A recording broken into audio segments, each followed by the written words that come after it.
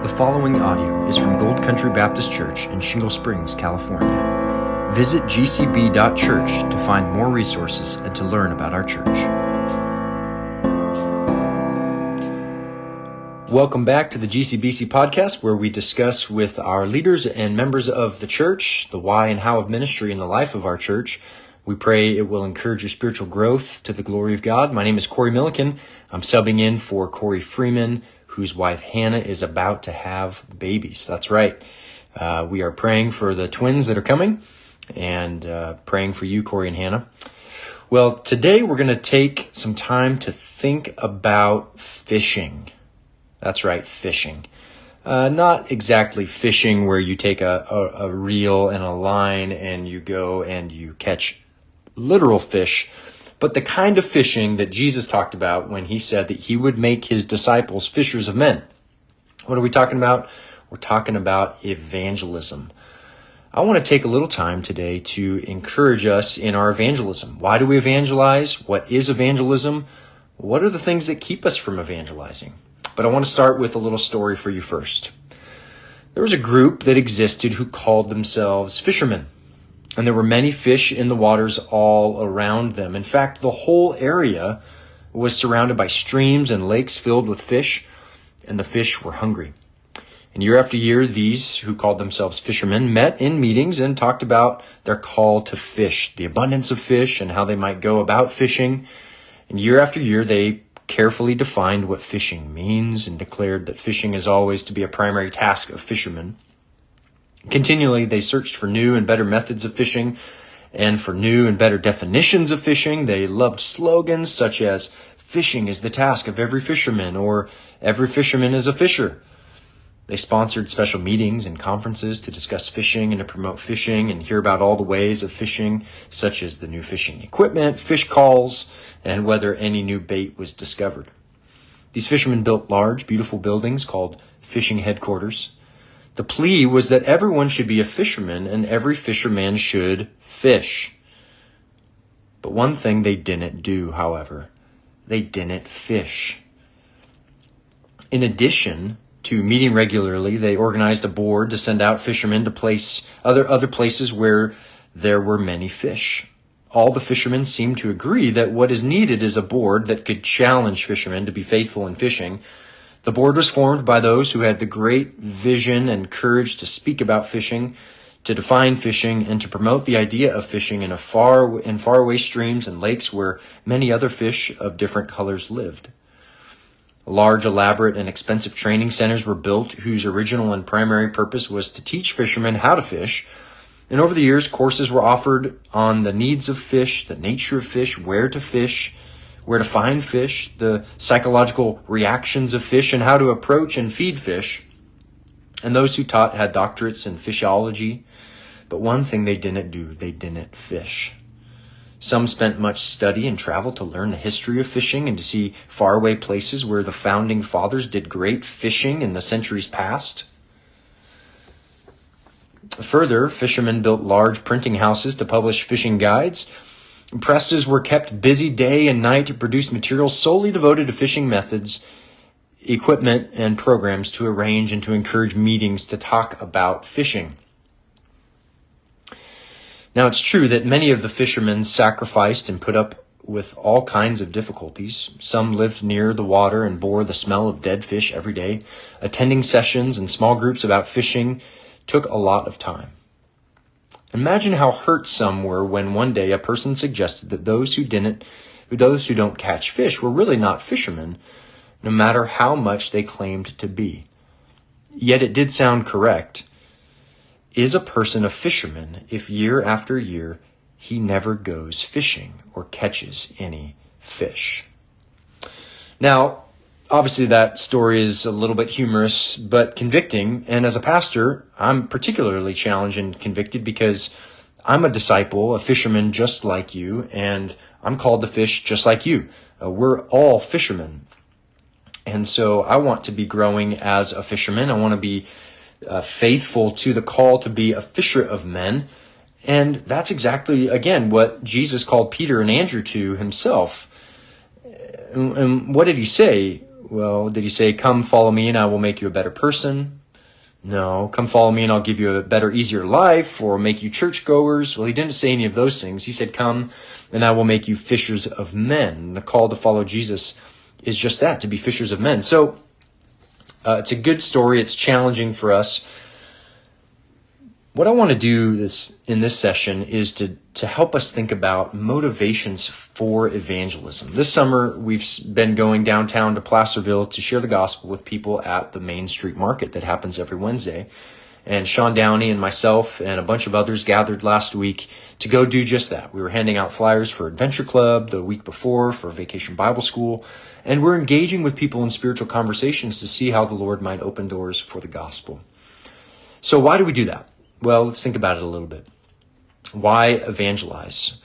Well, maybe first let's think about why we don't evangelize. Maybe we don't feel like we know how. Maybe we think we might get asked a question that we don't know the answer to, or we aren't gifted in evangelism. Maybe we have bad theology. Maybe we think, well, since God's sovereign, what's the point of evangelism? Well, the reality is God's sovereignty motivates and fuels our evangelism because we know that he is sovereign and in control of every person's life, every moment of their life, even their salvation. God has given to the Son names, those that Jesus died for, that he purchased with his own blood, that he will call to himself. And so we don't want bad theology to keep us from evangelism, but sometimes it does. What about the fear of man? We don't want to be awkward or rejected. We don't want to lose friends. So those are some reasons that we maybe don't evangelize. But here's what I want to encourage us to think about. Being an evangelist, sharing the gospel, is wrapped up in our very identity as Christians. It's a part of who we are.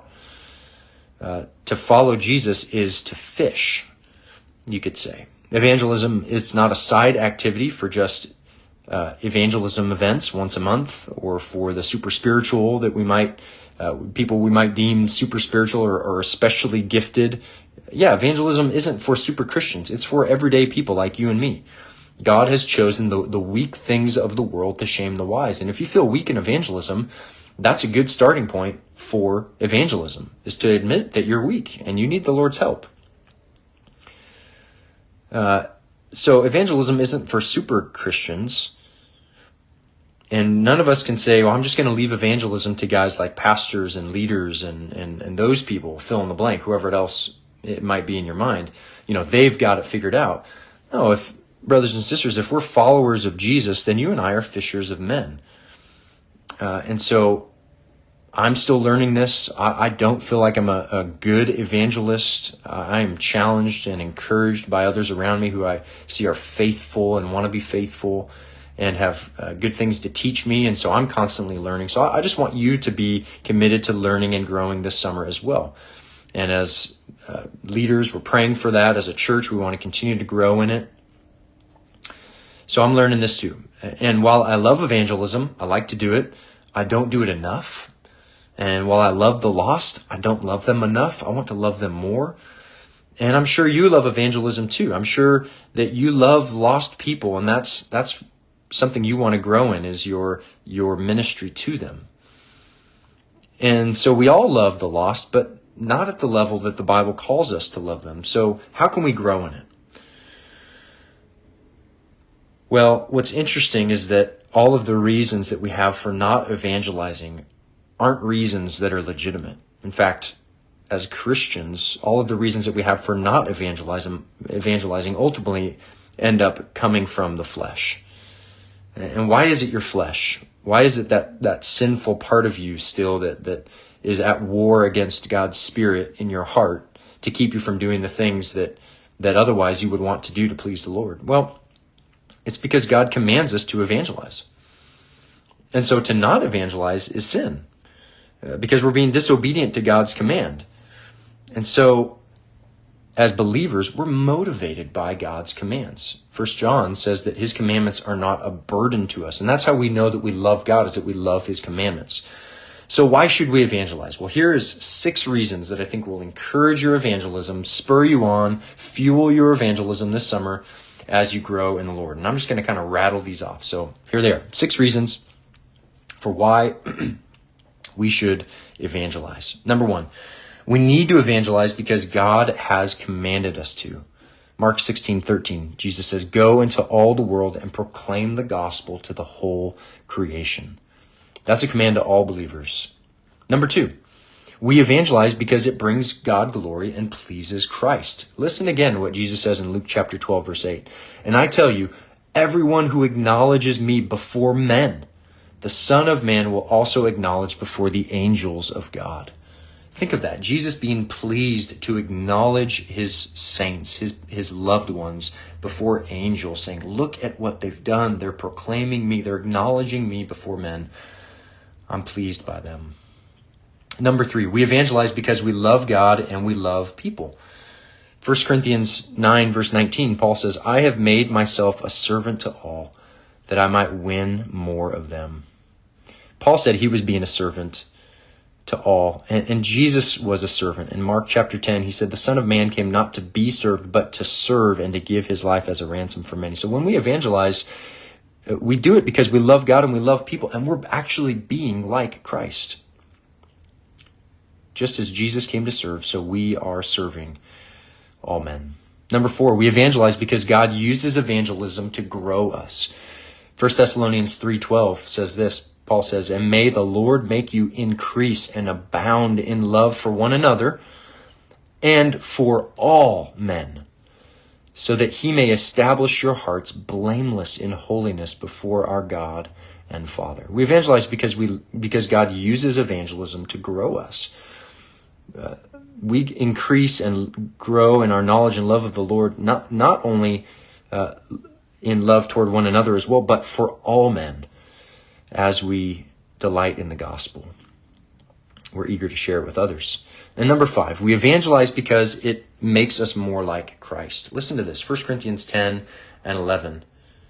Paul says this, "I try to please everyone in everything I do, not seeking my own advantage, but that of many, that they may be saved. Follow my example as I follow the example of Christ." So Paul's desire was not to seek his own advantage, which certainly is a temptation for us as believers, especially in the summertime. There's lots of fun and opportunity to vacation and just have a break, which is from the Lord as well. To take breaks, to get refreshed, to have some ease. And yet, Paul was not seeking his own advantage, but that of many, that they may be saved. So who are some in your life that the Lord has sent into your life that they might be saved? At your job, in your family, in your neighborhood. And let's follow Paul's example as he follows Christ. And then number six, the sixth reason why we should evangelize, sixth motivation. We evangelize because we are all evangelists. Listen to Paul again in 2 Corinthians 5, verse 20. "We are therefore Christ's ambassadors, as though God were making his appeal through us. We implore you on Christ's behalf, be reconciled to God." So there they are. 6 reasons, 6 motivations for why we should evangelize this summer. I want to encourage you to meditate on those things, pray through those 6 reasons, and let's be excited for opportunities to share the gospel with people in our world this summer. Come along with us on Wednesday nights as we share the gospel, seek to share the gospel with those in downtown Placerville, and we'll see how God will use us for his glory.